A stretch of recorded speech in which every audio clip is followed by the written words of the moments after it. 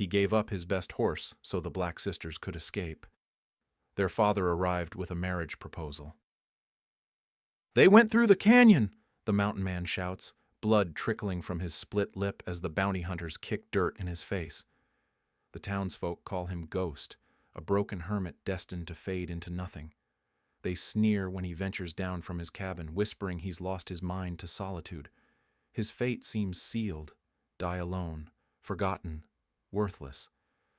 But the trembling girls he saved carry a secret that will shatter everything he believes about himself. When the giant cowboy arrives seeking his daughters, he brings more than gratitude, an offer that will transform the mountain man's entire world. The bounty hunters are regrouping, closing in on the canyon. Will the hermit's sacrifice awaken a legend or destroy the last hope these families have? Before we continue, comment where you are tuning in from. Perhaps we will publish a story there. The morning mist clung to the Colorado mountains like smoke from a dying fire. Amos Kane stepped from his weathered cabin, boots crunching on frost-covered pine needles. His breath formed small clouds in the thin air as he walked toward the grain shed where Thunder, his prized Mustang, waited for morning oats. Dark stains marked the rocky path. Blood, fresh enough to glisten in the pale sunlight. Amos knelt beside the trail, his cavalry training awakening after years of dormancy. The droplets led directly to his storage shed. His hand instinctively moved to the rifle hanging across his shoulder. Whoever was bleeding had sought shelter in his domain. The shed door hung slightly ajar. Amos approached with measured steps, each footfall deliberate and silent. He pushed the door open with the rifle barrel. Two young women huddled behind sacks of grain, their dresses torn and stained with mud and blood. The older one, perhaps 19, clutched a wounded arm while shielding her younger sister. Both had the exhausted look of prey that had run until running became impossible. "Please," the older sister whispered. "We mean no harm." Amos lowered his weapon. "You're hurt." "We escaped," the younger girl said, her voice barely audible. "They'll come looking."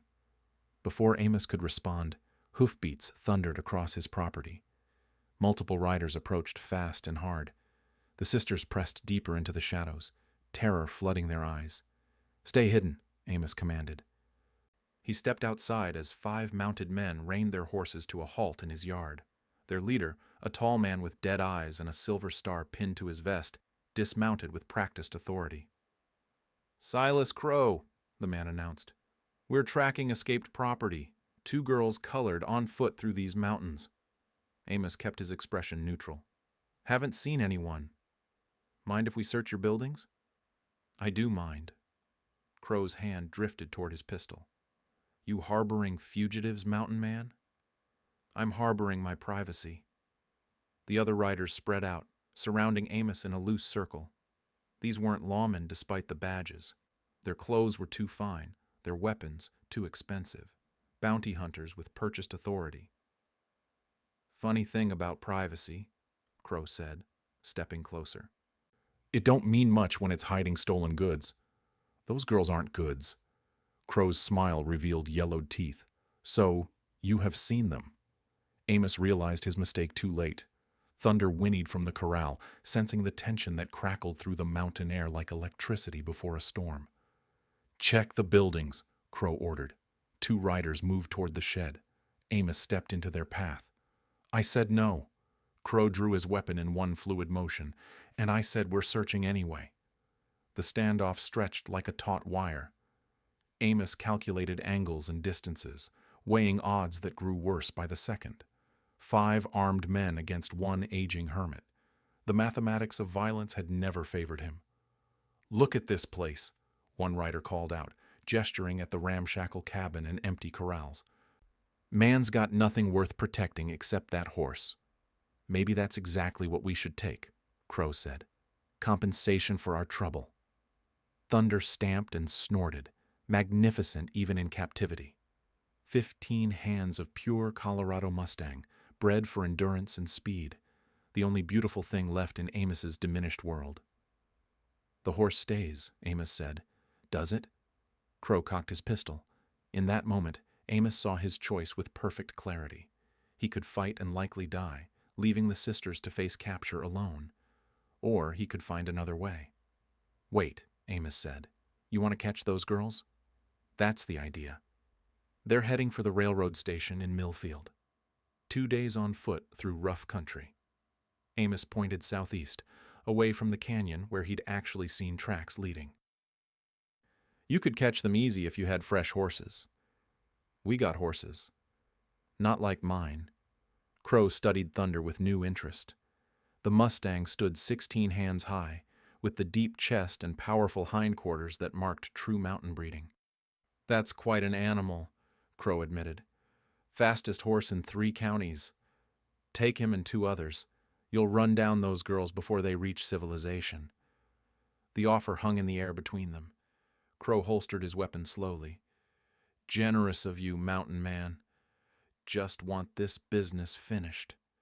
Within minutes, the bounty hunters had saddled Thunder and 2 other horses from Amos's small herd. Crow mounted the Mustang with casual expertise, testing the animal's responsiveness with gentle pressure from his knees. "Fine horse indeed," Crow said. "When we catch those girls, might be we'll bring him back." "Might be."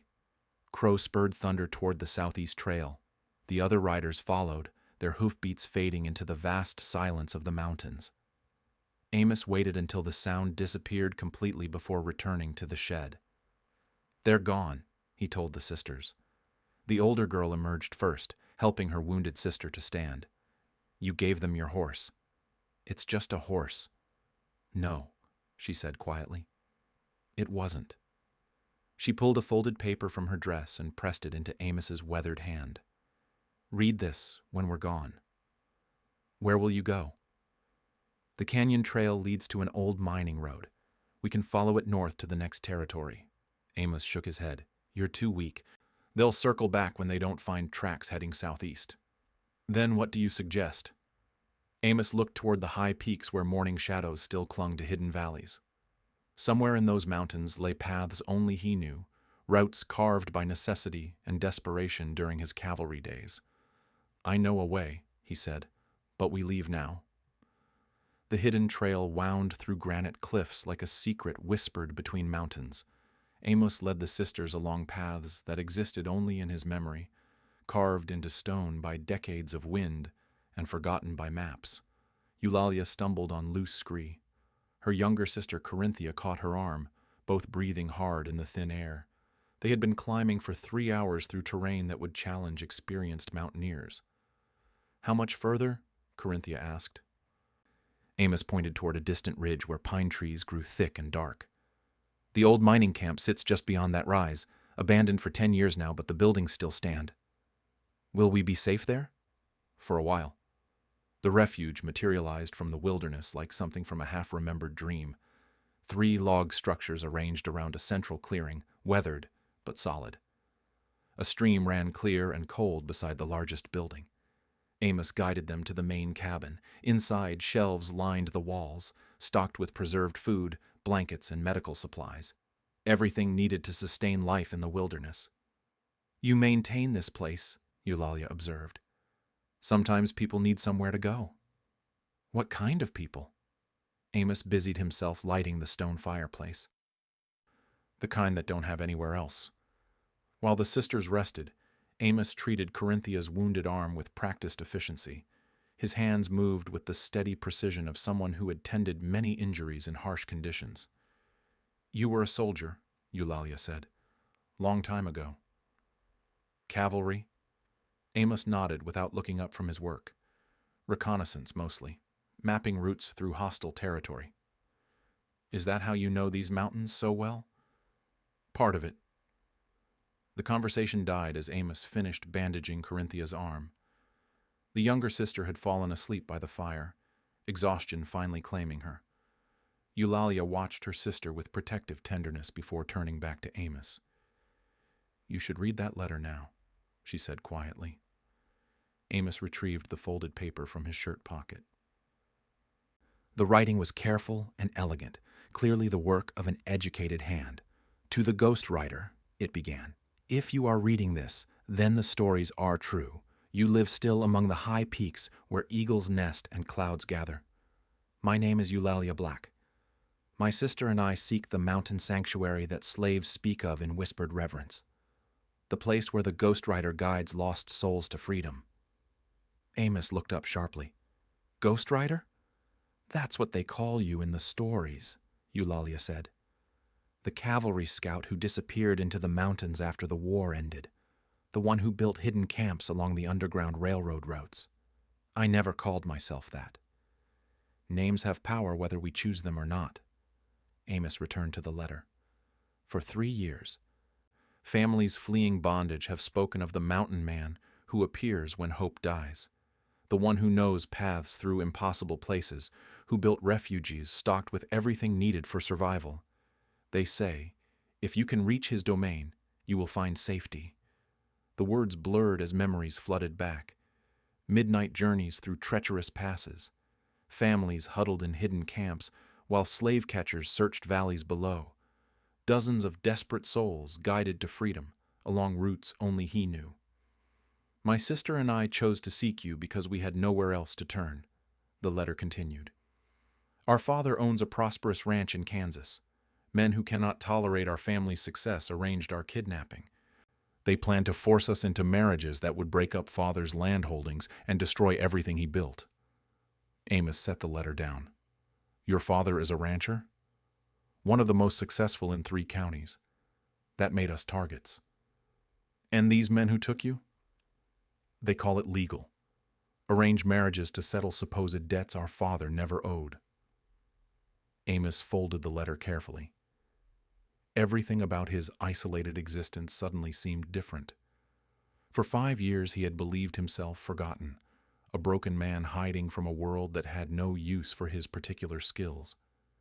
Instead, he discovered his actions had created something larger than himself. A legend that gave hope to people he had never met. How many know about this place? He asked. Every family that ever found freedom through these mountains. They tell their children, and their children tell theirs. I built these camps for practical reasons, places to rest and resupply during difficult journeys. You built them to save lives. Amos walked to the cabin window. Through the glass he could see the trail they had climbed, winding down through rocks and trees toward his abandoned homestead below.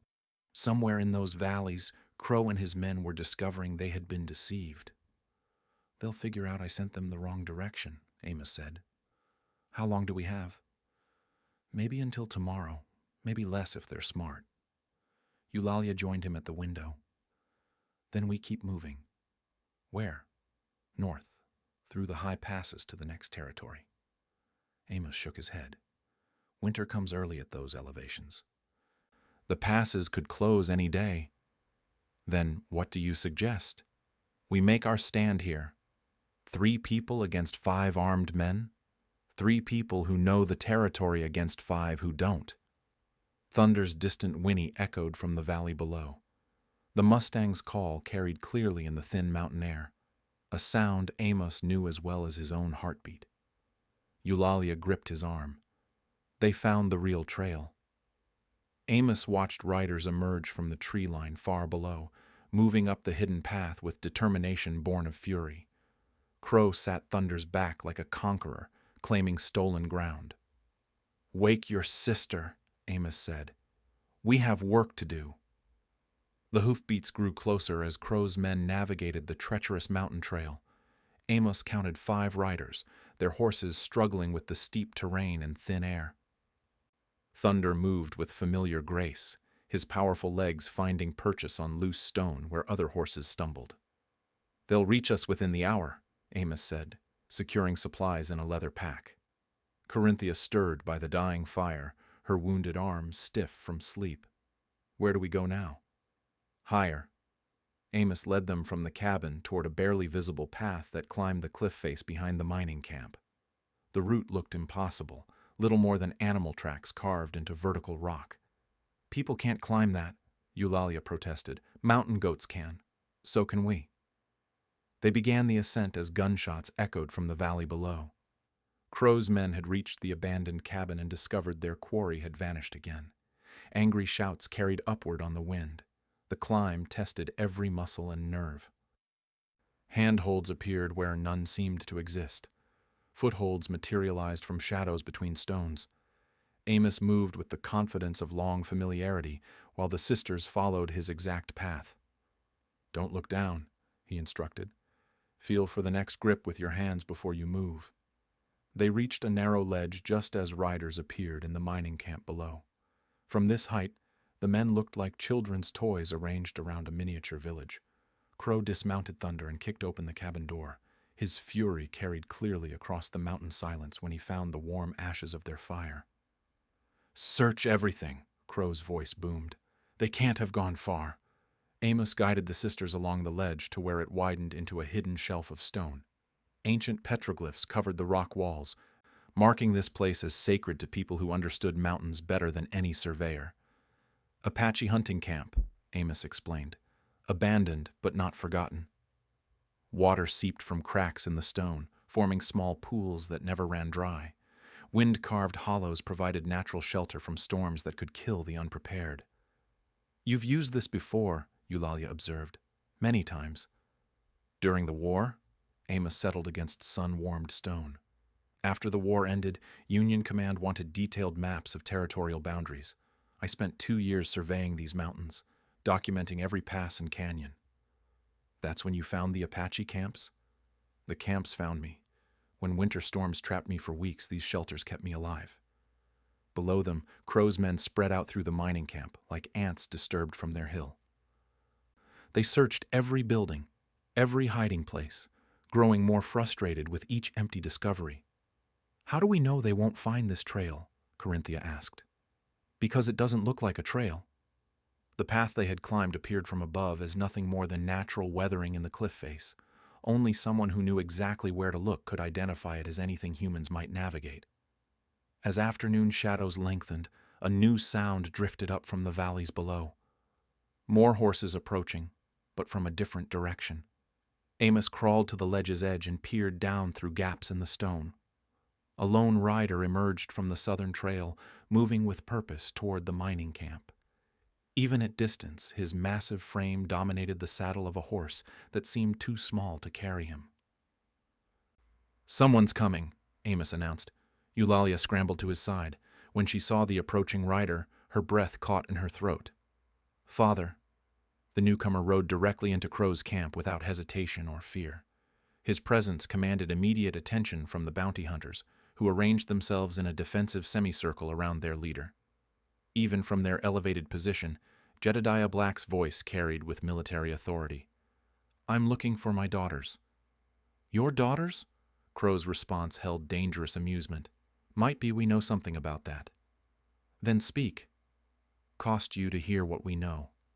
Jedediah dismounted with deliberate calm. He stood a full head taller than Crow, his bearing that of a man accustomed to command. His clothes were those of a prosperous rancher, well-made but practical. "Name your price," Jedediah said. $1,000, gold." "Done. Where are they?" Crow's surprise at the quick agreement showed in his posture. "Well now, that was easy. Makes a man wonder what else you might pay for." "I asked where they are. Last seen heading up this mountain with some crazy hermit. We've been tracking them for 2 days. And you lost them." The observation stung Crow's professional pride. "Temporary setback. Mountains only got so many places to hide." "Then why aren't you looking instead of standing here talking?" Crow's hand moved toward his weapon. "Careful how you speak to me, rancher." "Or what?" The question hung in the mountain air like smoke from a distant fire. 5 armed men faced one, but something in Jedediah's manner suggested the numbers might not matter as much as they appeared. "You boys have a choice," Jedediah continued. "Take my money and ride away, or keep hunting my daughters and deal with me." "Threatening us?" "Stating facts." Above them on the hidden ledge, Eulalia gripped the stone with white knuckles. "He's outnumbered 5-1. "Your father's been outnumbered before," Amos observed. "How do you know that?" "The way he stands, the way he talks. That's a soldier facing odds he's faced before." Crow studied Jedediah with new calculation. Something in the big man's confidence suggested hidden advantages that weren't immediately visible. Tell you what, Crow said finally. We'll take your money and keep hunting. Business is business. No deal. Then we got a problem. You do. A new sound echoed from the valleys below. More riders approaching from multiple directions, converging on the mining camp like tributaries flowing toward a river. Crow's expression shifted as he counted the approaching horses. You brought help. I brought what I needed. The first group of riders emerged from the tree line, followed quickly by others. Within minutes, the mining camp was surrounded by mounted men who moved with military precision. Who are they? Corinthia whispered. Amos studied the newcomers through narrowed eyes. Cavalry. Union cavalry. The cavalry formed a loose perimeter around the mining camp, their blue uniforms faded but their discipline sharp. Crow's men found themselves surrounded by soldiers who sat their horses with practiced ease, hands resting casually near their weapons. A captain rode forward, dismounting beside Jedediah with familiar respect. Colonel Black, sir. We have the area secured. Amos felt Eulalia stiffen beside him on the hidden ledge. Colonel. Your father commanded cavalry during the war, Amos realized. These men still follow him. Below, Crow's bravado evaporated as he comprehended his changed circumstances. 5 bounty hunters against 1 rancher had become 5 criminals facing an entire cavalry unit. This is federal territory, Crow protested. You got no authority here. Kidnapping crosses state lines, Jedediah replied calmly. Makes it federal business. We got legal papers. Forged documents don't make crimes legal.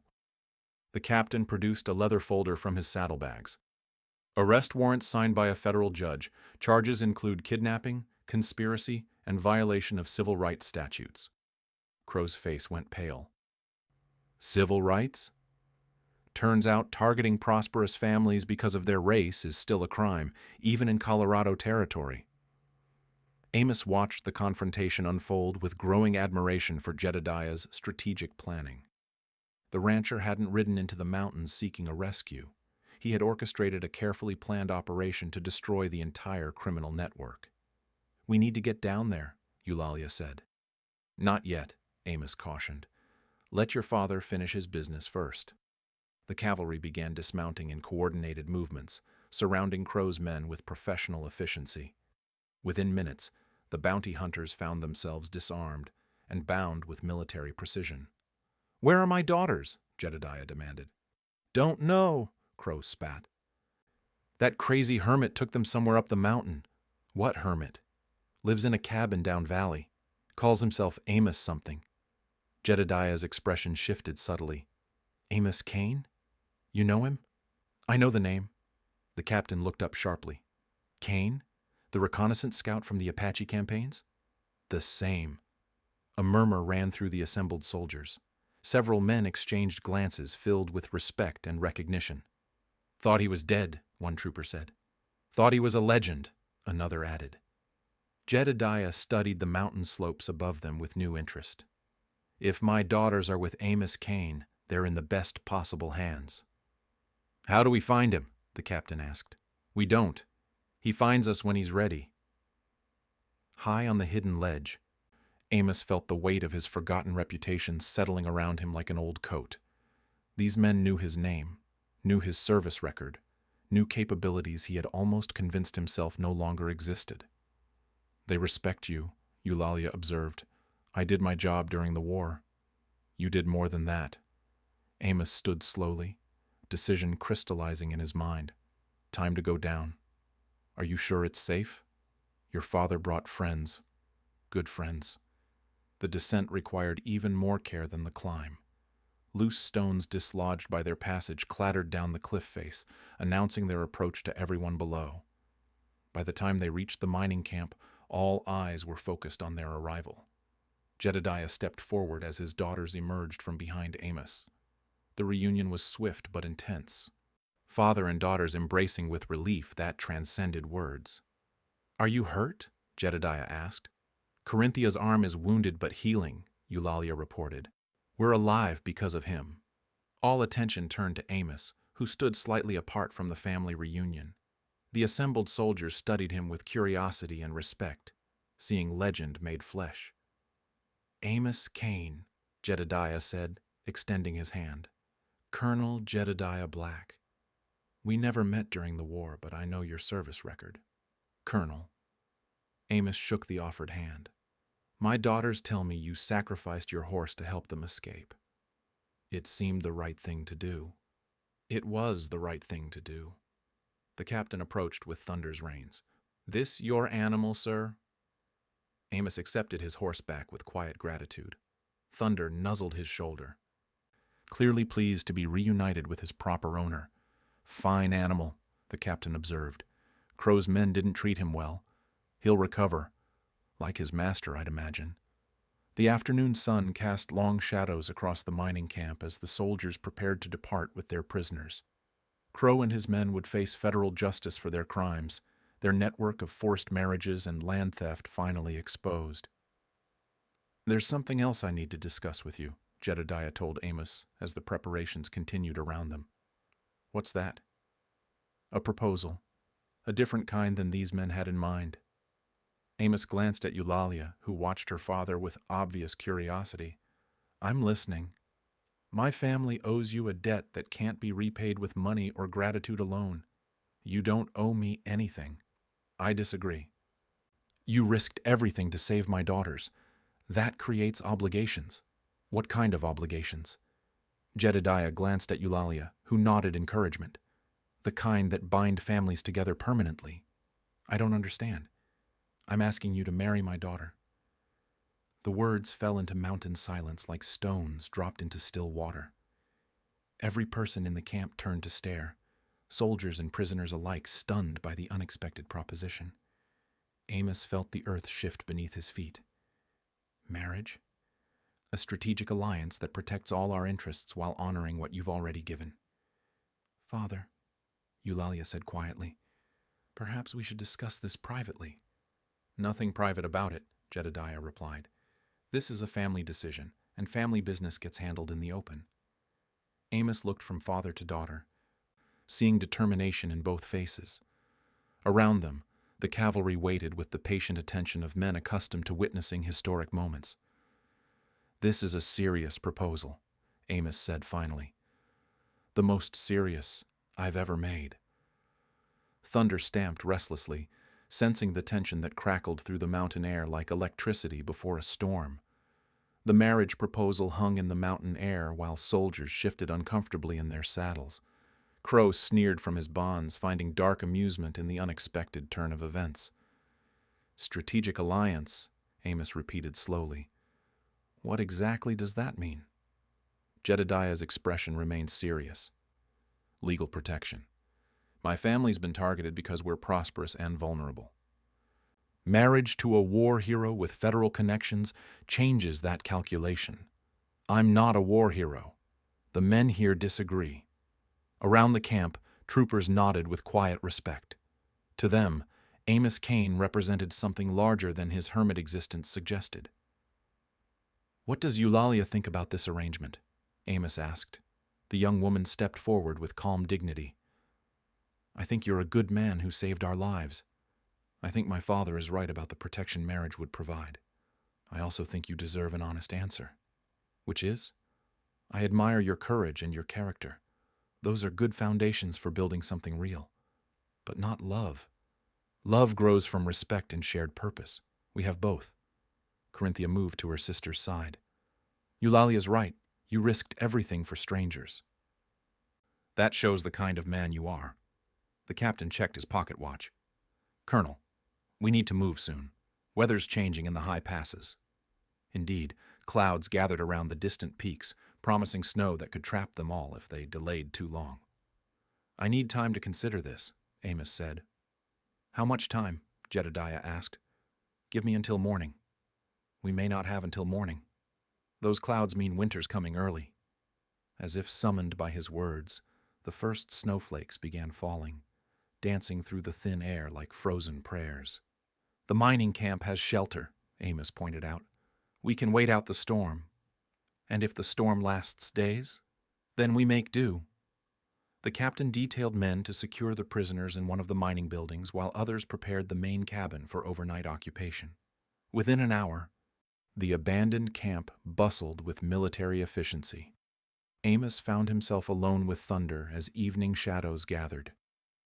The Mustang nuzzled his shoulder, seeking reassurance in familiar routine. "What do you think, old friend?"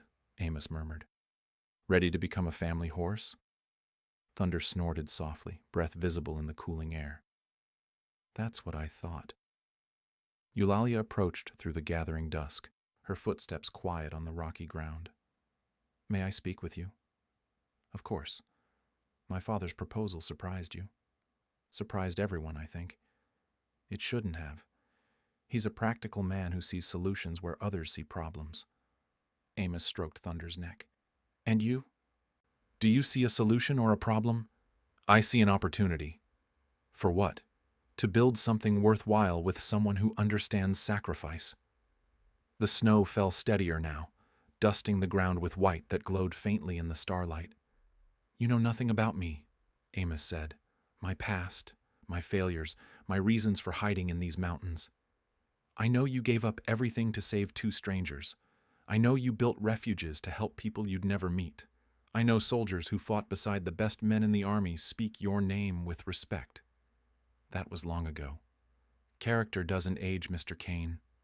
They stood in comfortable silence, watching snow transform the harsh mountain landscape into something almost magical. "There's something else," Eulalia said eventually. "What's that?" "My father didn't tell you the complete truth about his proposal." Amos turned to face her fully. "Meaning?" "He's not just offering protection. He's offering partnership." "In what?" "Expansion of the underground railroad work you've already been doing. Legal expansion, with federal backing and resources." The implications struck Amos like a physical blow. "How does he know about that?" "Word travels. Stories spread. The Ghost Rider's legend reached Kansas years ago." "I never wanted to be a legend. Legends choose themselves. We just decide what to do with them." Inside the main cabin, lamplight flickered warmly through frost-covered windows. The sound of men's voices drifted out, mixing tales of war and hope for peace. "Your father planned this entire rescue," Amos realized. "The cavalry, the federal warrants, even finding me.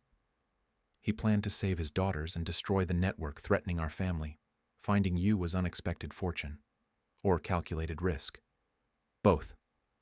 The snow continued falling, steady and silent. By morning the world would be transformed, white and clean and full of new possibilities. "I have a question for you," Amos said. "Ask it. If I say yes, will you be honest with me about everything? Your expectations, your fears, your hopes?" "Completely honest." "And if I say no?" "Then you say no, and my father accepts that answer with grace. What would you prefer?" Eulalia considered the question carefully. "I'd prefer you say yes because you want to build something meaningful, not because you feel obligated or pressured." "And if I want to build something meaningful?" "Then we start tomorrow." Thunder whinnied softly, as if offering his own opinion on the matter. In the distance, wolves howled their ancient songs to the falling snow. "Your father mentioned shared purpose," Amos said. "Yes." "What purpose did he have in mind?" "Turning your mountain refugees into an official network. Federal funding, legal protection, expanded capacity to help displaced families." The vision took shape in Amos's mind. Hidden camps transformed into proper stations. Secret trails becoming established routes. The work he'd done alone expanded into something that could touch hundreds of lives. That's a big undertaking. Big enough to require a partnership that goes beyond business arrangements. Big enough to require trust. Complete trust. Amos looked toward the cabin where Jedediah waited with characteristic patience. "Your father's a strategic thinker. The best I've ever known. And you?" "I learned from the best." Dawn broke clear and cold over the snow-covered mining camp. The storm had passed during the night, leaving the world transformed beneath a blanket of pristine white. Amos emerged from the cabin where he had spent sleepless hours weighing decisions that would reshape his entire existence. Jedediah stood by the corral, checking his horse's hooves for ice. The colonel's breath formed small clouds in the frigid air as he worked with methodical precision. "Decided?" Jedediah asked without looking up. "Yes." "And? I accept your proposal." Jedediah straightened, studying Amos with sharp eyes. "All of it? Marriage and partnership?" "All of it." "Good." The captain emerged from the prisoner's building, keys jangling in the morning silence. "Ready to move them out, sir.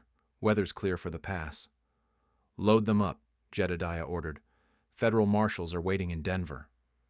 Within an hour, the cavalry formed up for departure. Crow and his men sat bound in a supply wagon, their faces grim with the knowledge of federal justice awaiting them. The network of forced marriages and land theft had been crushed, its leaders destined for prison. Eulalia approached as the soldiers prepared to ride out. She wore a traveling dress borrowed from the mining camp supplies. Practical wool that suited the mountain environment. "Ready for this?" she asked Amos. "Ready as anyone can be for changing their whole life in one day. Father wants the wedding to happen in town. Proper ceremony with witnesses." "Makes sense. Does it bother you? The public nature of it?" "Your father's right about needing legal protection. Public ceremonies create legal facts." The cavalry column moved out with military precision, leaving tracks in the snow that would mark their passage for days. Amos watched them disappear down the mountain trail before turning back to his companions. "Now what?" Corinthia asked. "Now we go to town and get married," Eulalia replied. "Just like that?" "Just like that." The journey to Millfield took 2 days through terrain made treacherous by fresh snow. Amos led them along routes he knew by heart, paths that avoided the worst of the weather while maintaining steady progress toward civilization. Millfield bustled with end-of-season activity as ranchers and miners prepared for winter isolation. News of the cavalry operation had preceded them, carried by telegraph lines that connected the territory to federal authority. Sheriff Holden met them at the livery stable, his attitude transformed from suspicious dismissal to respectful attention. "Mr. Kane, heard about what happened up in the mountains. Sheriff, federal marshals want statements from everyone involved. Tomorrow morning at the courthouse." "We'll be there. Also, heard congratulations are in order. Word travels fast. Good news always does." The wedding took place 3 days later in Millfield's small church. The building overflowed with townspeople who had come to witness the union of the legendary Ghost Rider and the rancher's daughter. What had begun as a strategic alliance had captured the community's imagination. Reverend Matthews performed the ceremony with dignified simplicity. Amos wore his best clothes, cleaned and pressed for the occasion. Eulalia had found a proper wedding dress through the kindness of local women who understood the significance of the moment. "Do you, Amos Kane, take this woman to be your wife, in prosperity and adversity, in sickness and health, for as long as you both shall live?" "I do." "Do you, Eulalia Black, take this man to be your husband, in prosperity and adversity, in sickness and health, for as long as you both shall live?" "I do." The kiss that sealed their marriage was gentle and respectful. The beginning of something built on mutual regard rather than passion. The applause that followed filled the church with genuine celebration. The reception took place in the hotel dining room, where federal officials mingled with local ranchers and townspeople. The marriage had become a symbol of justice prevailing over criminal conspiracy. "Interesting way to start a marriage," Eulalia observed as they accepted congratulations from an endless line of well-wishers. "Interesting way to start anything," Amos agreed. "Having second thoughts?" "Too late for those." "Good, because I have plans for us." "Such as?" "Building something that lasts." 6 months later, the Mountain Refuge Network had expanded into an official federal program. Amos found himself appointed as Territorial Coordinator for Displaced Family Assistance, with resources and authority he had never imagined possessing. The hidden mining camp became the network's central station, connected by telegraph to refugee assistance offices in 3 territories. What had once been desperate improvisation became systematic humanitarian work. Eulalia proved invaluable as administrator and coordinator, her education and organizational skills transforming chaotic rescue efforts into efficient operations. Together, they processed hundreds of requests for assistance, guiding families to safety and new starts. Their own relationship evolved from respectful partnership into genuine affection. Shared purpose created shared understanding, which deepened into something approaching love. Thunder had adapted well to domesticated life, though he still showed preference for mountain trails over town streets. The Mustang carried Amos on regular inspection rides to distant stations, covering territory that spanned several hundred square miles. "Remember when you thought you were forgotten?" Eulalia asked one evening as they reviewed assistance requests by lamplight. "Seems like a different lifetime." It was a different lifetime. Better or worse? Different, better in ways that matter most. Such as purpose, family, hope for tomorrow. Outside their window, snow began falling again, marking another winter's arrival in the high country. But now the snow represented renewal rather than isolation, fresh beginnings rather than buried endings. The Ghost Rider had become something even more valuable than a legend. He had become a man with work worth doing and people worth protecting. Amos closed the ledger books and banked the fire for the night. Tomorrow would bring new challenges, new families needing assistance, new opportunities to build something lasting. Tonight, he was content to be exactly where he belonged,